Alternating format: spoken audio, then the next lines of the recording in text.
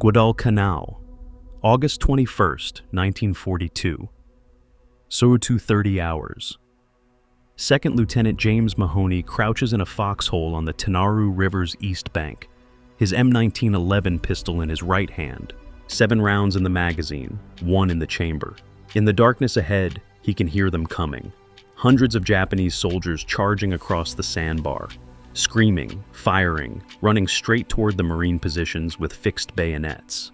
Mahoney is 23 years old, commanding a platoon for the first time in combat, about to discover why the .45 caliber pistol in his hand will become the most trusted close-quarters weapon of the Pacific War.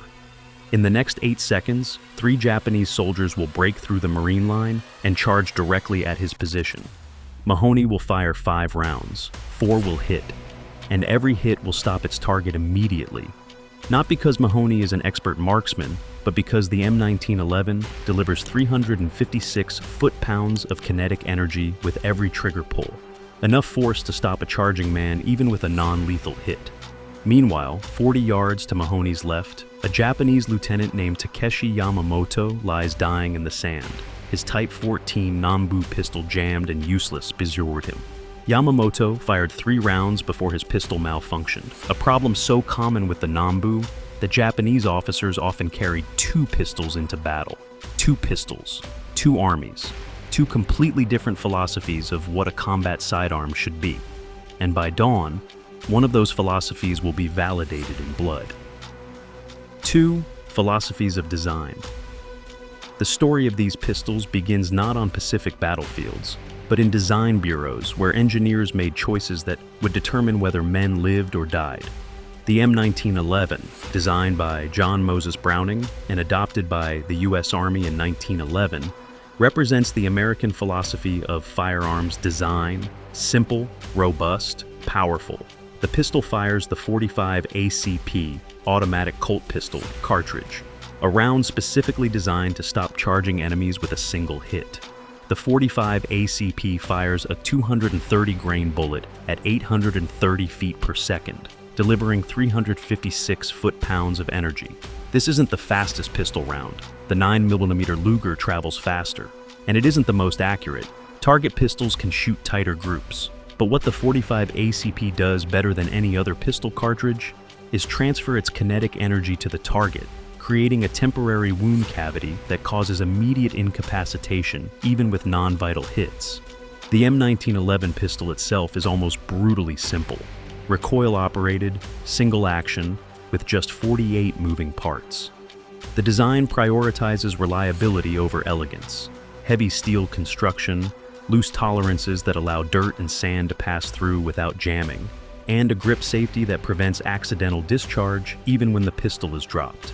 John Browning designed the M1911 after studying combat reports from the Philippine-American War, where U.S. soldiers armed with .38 caliber revolvers discovered that Moro warriors, often drugged or in religious frenzy, could absorb multiple .38 hits and continue fighting.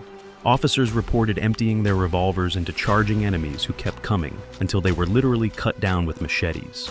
The .45 ACP was Browning's answer, a cartridge so powerful that a single center mass hit would stop any attacker, regardless of drugs, adrenaline, or determination. By 1942, the M1911 had proven itself in World War I, various Latin American interventions, and countless training exercises. It had a reputation: heavy, kicks hard, difficult to master, but absolutely reliable and devastatingly effective at close range. The Type 14 Nambu represents a completely different design philosophy. Designed by Colonel Kajiro Nambu and adopted by the Imperial Japanese Army in 1925, Taisho Year 14, hence Type 14, the Nambu prioritized what Japanese military culture valued: precision, craftsmanship, and officer status. The Type 14 fires an 8mm Nambu cartridge, a relatively weak round that fires a 102-grain bullet at 950 feet per second, delivering just 190 foot-pounds of energy, less than 60% of the M1911's stopping power. The low power was intentional. Japanese military doctrine viewed pistols as symbols of officer rank rather than serious combat weapons. Officers were expected to lead with swords and command their men, not engage in firefights. The pistol was for ceremonies, for dispatching wounded enemies, for suicide if capture was imminent, not for stopping charging enemies. The Type 14's mechanical design reflects this philosophy. The action uses a complex recoil system with small, precisely fitted parts requiring tight tolerances. The magazine release is a small button on the grip that's almost impossible to operate quickly under stress. The safety is awkwardly positioned and easy to engage accidentally during firing. And most critically, the recoil spring, located in the grip, weakens over time and with exposure to tropical heat, leading to failures to feed and extract. Japanese officers purchased their own sidearms. The Type 14 wasn't issued but bought privately. This meant quality varied wildly, depending on the manufacturer and when it was made. Late-war Nambus, produced under wartime conditions with substitute materials, were notoriously unreliable. Some officers preferred to carry captured American or European pistols, rather than trust their regulation Nambus. But doctrine is difficult to change, and by 1942, thousands of Japanese officers carried Type 14 Nambus into combat against an enemy armed with M1911s. The difference in firepower was about to become catastrophically apparent. The human element, Second Lieutenant James Mahoney, grew up in Boston, the son of a police officer who carried a revolver, but who taught his son to shoot with his uncle's M1911 from the family's World War I service. Mahoney enlisted in the Marine Corps in 1940, went through officer training at Quantico, and received his commission in early 1942. Like all Marine officers, he was issued an M1911 pistol with 3 magazines and 200 rounds of practice ammunition. The Marine Corps took pistol training seriously, more seriously than the Army. Marine doctrine emphasized that officers should be able to fight with any weapon available, and that in close quarters combat, a pistol might be the only weapon that mattered. Mahoney spent hours at the range, learning the M1911's characteristics. The heavy trigger pull, about 5.5 pounds, that prevented accidental discharge but required deliberate pressure. The significant recoil that lifted the muzzle after each shot, requiring strong wrist control. The short effective range, maybe 25 yards for combat accuracy, though the pistol could hit targets much farther in trained hands. But most importantly, Mahoney learned what his instructors called combat mindset. In close quarters, don't aim for precision shots, aim for center mass, fire until the threat stops, and trust the .45 to do its job. The .45 doesn't wound, his instructor had said. It stops. If you hit someone anywhere with a .45, they're going down. Maybe not dead, but down. And down is what matters in a firefight. By August 1942, Mahoney was on Guadalcanal, commanding 2nd Platoon B Company, 1st Battalion, 1st Marines. His platoon held a section of the Tenaru River perimeter, a vulnerable position where the river's sandbar created a natural avenue of approach for Japanese counterattacks. The Marines had been on Guadalcanal for 2 weeks. They'd captured the airfield, now called Henderson Field, and were defending it against increasingly aggressive Japanese attempts to retake it. Intelligence indicated that Colonel Kiyonao Ichiki's regiment, roughly 900 men, was approaching from the east. Ichiki was a veteran of China and Malaya, confident in Japanese infantry superiority, convinced that a bold night attack could break the Marine perimeter and retake the airfield. He was about to be proven catastrophically wrong. Among Ichiki's officers was Lieutenant Takeshi Yamamoto, a 27-year-old from Osaka who'd purchased his Type 14 Nambu in 1938 when he received his commission. Yamamoto had never fired his pistol in combat. In China, Japanese infantry tactics emphasized rifle fire, grenades, and bayonet charges. Pistols were rarely used except to dispatch wounded enemies or for executions. But Yamamoto maintained his pistol turfily, cleaning it regularly, keeping it oiled against rust. He'd fired perhaps 100 rounds through it during his entire military career, mostly at targets, never at living enemies. The Type 14 had always worked during practice, but practice targets don't shoot back, and practice doesn't replicate the stress, heat, sand, and violence of close quarters combat. On the night of August 20th, Yamamoto checked his pistol one final time before the attack. The magazine held 8 rounds of 8mm Nambu ammunition. The action cycled smoothly when he manually worked the slide. The safety clicked on and off properly. Everything seemed ready. But Yamamoto noticed something that worried him. The recoil spring felt slightly weak when he compressed it manually. The spring had been exposed to tropical heat and humidity for 3 weeks on Guadalcanal, conditions that Japanese engineers hadn't anticipated when designing the pistol for temperate climates. Yamamoto considered mentioning this to his company commander, but decided against it. Admitting equipment problems might reflect poorly on his preparedness. And besides, Japanese officers were expected to lead with swords in close combat, not pistols. The pistol would only be used if something went very wrong. At Duro 200 hours, Colonel Ichiki gave the order, "Forward." 900 Japanese soldiers began moving through the jungle toward the sandbar, preparing to charge across it into the Marine positions. They moved quietly at first. Then, at 20 hours, they began the charge, screaming, firing, running full speed toward the Marine lines. Yamamoto ran with his men, sword in his right hand, pistol in his left, convinced that Japanese fighting spirit would overcome American firepower. He was wrong. Banzai, the ultimate test. The sound of 900 men charging across a sandbar while screaming and firing rifles is something no amount of training can prepare you for. Mahoney, crouching in his foxhole, heard the attack begin and felt his stomach tighten with fear. He'd been in combat for 2 weeks, but nothing like this. Nothing this loud, this violent, this immediate. The Marine machine guns opened fire first. M1917 Brownings that poured caliber rounds into the charging Japanese at a rate of 450 rounds per minute. But there were too many attackers coming too fast. Within 30 seconds, Japanese soldiers were breaking through the Marine line, bayonets fixed, determined to reach the American positions. Mahoney saw them coming, 3 Japanese soldiers running straight toward his foxhole. The nearest was perhaps 15 yards away, too close for his carbine, which was slung across his back.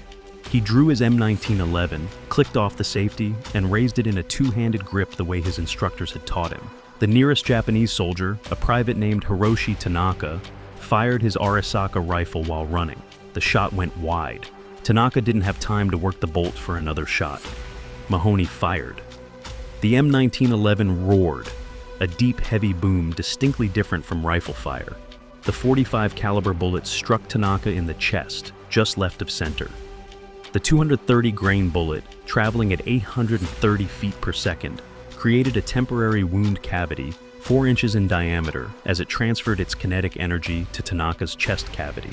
Tanaka's heart was damaged, his left lung collapsed, 3 ribs fractured. He fell immediately, not dead, but completely incapacitated.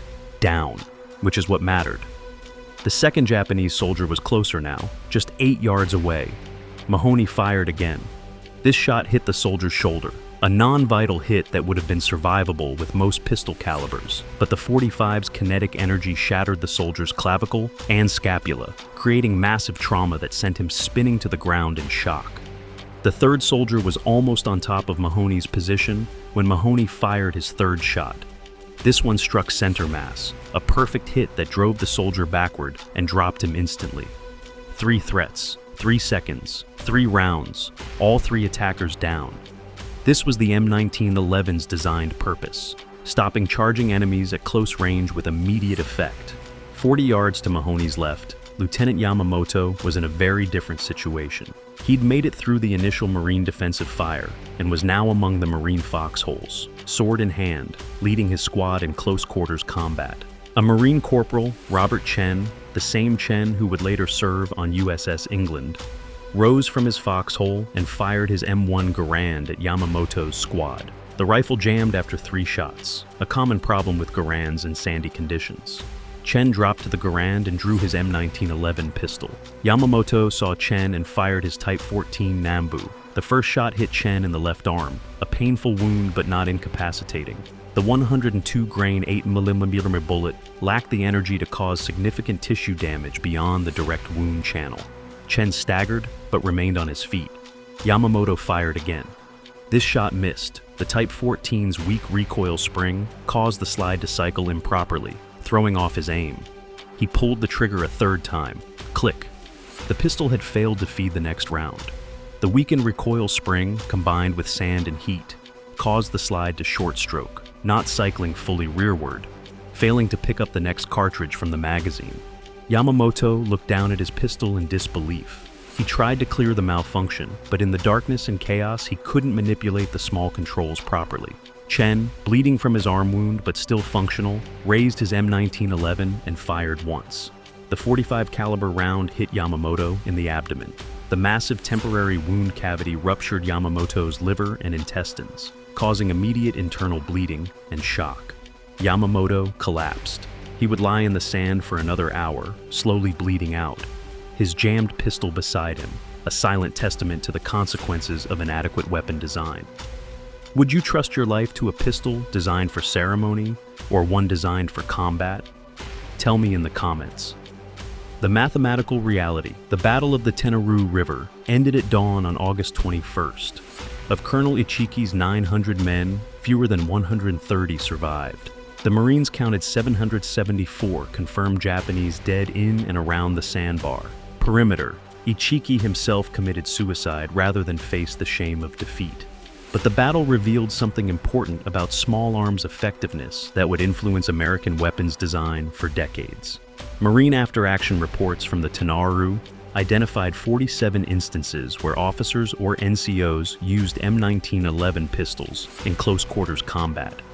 Of those 47 engagements, 43 resulted in confirmed enemy casualties, 39 resulted in immediate incapacitation with the first hit. 0 M911 pistols malfunctioned during combat. The reliability rate was 100%. The first hit incapacitation rate was 83%. These weren't precision shots. They were combat firing at ranges from 3 to 15 yards under extreme stress. But the .45 ACP's massive kinetic energy meant that even non-vital hits caused sufficient trauma to stop attackers immediately. Compare this to Japanese pistol performance. Marine intelligence officers recovered 28 Type 14 Nambu pistols from Japanese officer casualties at the Tenaru. Of those 28 pistols, 12 showed evidence of having been fired in combat. 7 had malfunctions, failures to feed, failures to extract, or broken parts. The malfunction rate was 58%. Even when the Nambu worked, its effectiveness was questionable. Medical examination of Japanese casualties killed by American pistol fire versus Japanese casualties killed by American rifle fire showed dramatic differences in wound characteristics. M1911 .45 ACP wounds, large temporary wound cavities, massive tissue damage, immediate incapacitation even with non-vital hits. M1 Garand 30-06 wounds, deep penetration, significant damage, but smaller temporary cavities than pistol wounds. The .45 ACP, despite being a pistol round, created more immediate stopping effect than rifle rounds when fired at close range, because its large, slow bullet transferred energy more efficiently to human tissue than the faster, smaller rifle bullet. This counterintuitive reality would make the M1911 legendary among Marines. By late 1942, Marine Corps supply officers reported that demand for M1911 pistols far exceeded official authorizations. Infantry NCOs and even some enlisted men were acquiring pistols through unofficial channels, trading, scrounging, or taking them from casualties, because they'd seen what .45s could do in close combat. The pistol's reputation spread throughout the Pacific Theater. Stories circulated. The Marine on Peleliu who stopped 3 charging Japanese with 4 .45 rounds at point-blank range. The Army officer on Okinawa who survived a banzai charge by emptying 2 magazines, 14 rounds, into attackers who kept coming until the .45s knocked them down. The Navy corpsman who used a borrowed M1911 to protect wounded Marines when his aid station was overrun. These weren't stories about marksmanship or precision shooting. They were stories about raw stopping power, the ability of the .45 ACP to shut down the human body's ability to function, even when that body was driven by adrenaline, drugs, or suicidal determination. Meanwhile, Japanese officers began abandoning their Type 14 Nambus whenever they could acquire alternatives. Captured American pistols were prized. German Lugers and Walther P-38s brought by advisors were highly sought after. Even older revolvers were considered more reliable than the Nambu. By 1904, Japanese ordnance officers recognized the Type 14's problems and attempted improvements. They strengthened the recoil spring. They loosened tolerances to improve reliability. They issued instructions for more frequent cleaning and maintenance, but these changes came too late and were too limited.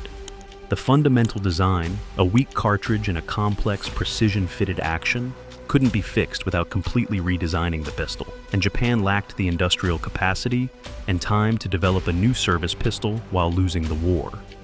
The result? Japanese officers continued carrying Type 14 Nambus throughout the war, knowing they were unreliable, but having no alternative.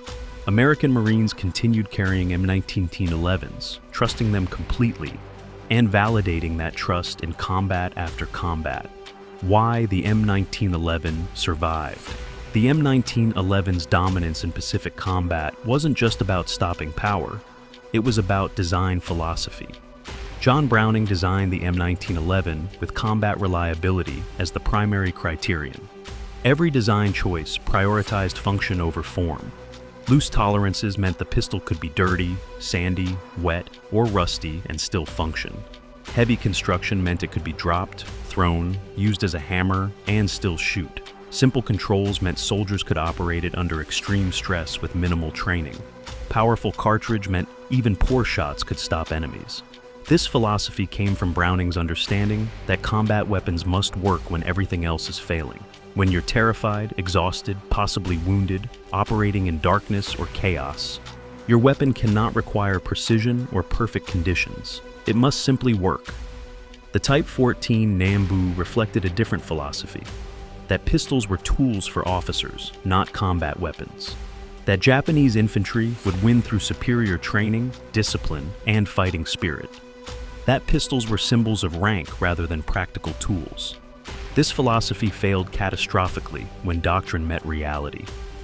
After World War II, the M1911 remained in U.S. military service for another 40 years.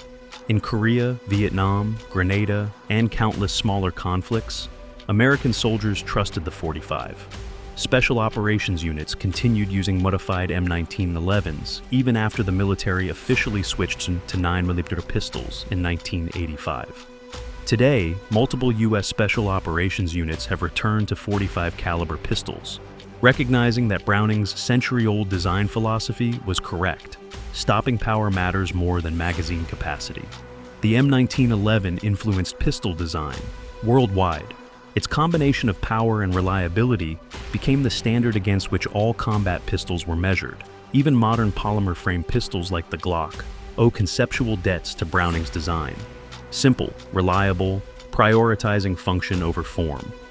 The Type 14 Nambu, conversely, became a cautionary tale, a reminder that elegant engineering and precision manufacturing mean nothing if the fundamental design doesn't match its intended use. That cultural assumptions about warfare, in this case that pistols weren't serious combat weapons, can create vulnerabilities that enemies will exploit. That weapons must be designed for worst-case scenarios, not best-case assumptions. In modern combat, would you rather have 7 powerful rounds or 15 weak ones? I'm curious what you think. The human cost. The pistol duels of the Pacific War had human costs beyond statistics. Lieutenant Takeshi Yamamoto, bleeding out in the sand at the Tenaru River while his Type 14 lay jammed beside him, had time before he died to understand that he'd been failed. Not by his courage or training, but by a weapon that looked modern but couldn't function when it mattered most. Japanese officers throughout the Pacific experienced similar betrayals. On Tarawa, a Japanese lieutenant tried to defend his bunker with a Nambu that jammed after 2 shots, leaving him defenseless against Marines who killed him with rifle butts. On Saipan, an officer's Nambu misfired during a banzai charge, the weakened firing pin failing to ignite the primer. His last conscious thought was probably confusion about why his pistol clicked instead of fired. On Okinawa, a captured Japanese major told interrogators that he had thrown away his Type 14 after it failed during a defensive action, preferring to fight with a sword rather than trust a pistol that might not work. These failures weren't abstractions. They were moments when men understood, often in their last seconds of life, that their equipment was inadequate. Conversely, American soldiers who survived close-quarters combat because their M1911s worked when everything else failed carried gratitude for that pistol for the rest of their lives. Second Lieutenant James Mahoney survived Guadalcanal, Tarawa, and Saipan. He was wounded twice, decorated 3 times, and promoted to captain. After the war, he returned to Boston and became a police officer like his father. He carried a .45 caliber pistol throughout his law enforcement career, not an M1911, but a similar design, because he trusted the cartridge that had saved his life at the Tenaru River. When interviewed in '92 for a Marine Corps oral history project, Mahoney was asked what weapon he most relied on during the war. "People assume I'd say my rifle, but honestly, it was my pistol. In the Pacific, combat happened at ranges where rifles were too long, too slow. When someone's charging at you from 10 feet away, you don't have time to aim a rifle. You draw your .45, point it at center mass, and pull the trigger. And the .45 does what it's supposed to do. It stops the threat. Every single time. I'm alive because John Browning understood what combat actually looks like." Robert Chen, the Marine who shot Lieutenant Yamamoto at the Tenaru, survived his arm wound and went on to serve in the Navy, eventually ending up on USS England as we saw in our previous episode. Chen kept the Type 14 Nambu he recovered from Yamamoto as a war trophy. After the war, he tried to fire it at a range in California. It jammed after 3 rounds, exactly as it had when Yamamoto tried to use it in combat. Chen cleaned it, oiled it, replaced the recoil spring, and tried again. It jammed after 5 rounds. He finally gave up and donated it to a military museum, with a note. "This pistol failed its owner when he needed it most. I'm alive because American weapons didn't fail me." Legacy and lessons. The pistol comparison reveals something larger than just weapons performance. It shows how design philosophy reflects military culture, and how culture affects combat effectiveness. American firearms design in the early 20th century was pragmatic, focused on function, influenced by frontier experience where weapons had to work in harsh conditions with minimal maintenance.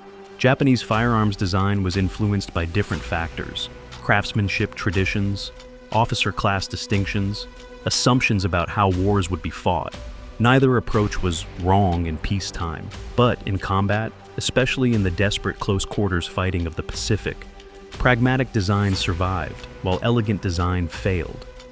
The M1911 remained in frontline service until 1985, 74 years after adoption, making it one of the longest-serving military firearms in history. Even after being officially replaced by the Beretta M9, many special operations units retained M1911 pattern pistols in .45 ACP. Marine Force Reconnaissance, Navy SEALs, and Delta Force all use .45 caliber pistols decades after the military officially switched to 9mm. In 2012, the Marine Corps began issuing updated M1911 pattern pistols to Special Operations units, a century after the original design, recognizing that Browning's philosophy of powerful, reliable, simple design still had merit. The Type 14 Nambu disappeared from service in 1945 and was never used again by any military.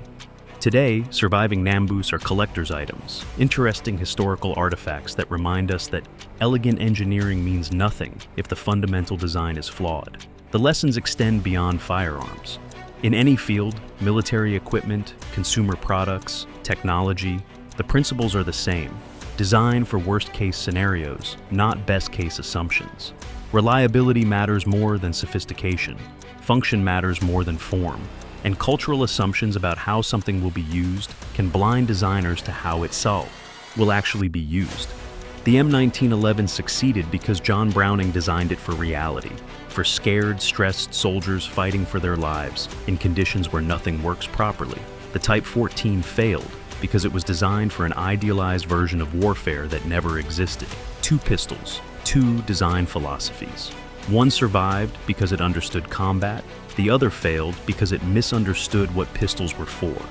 In the desperate close-quarters battles of the Pacific War, when seconds meant survival and reliability meant everything, American Marines trusted their .45s because those pistols had earned that trust in the worst moments imaginable. Japanese officers carried Nambus because doctrine required it, but many died because their pistols failed when they needed them most. The difference wasn't just in calibers or mechanisms.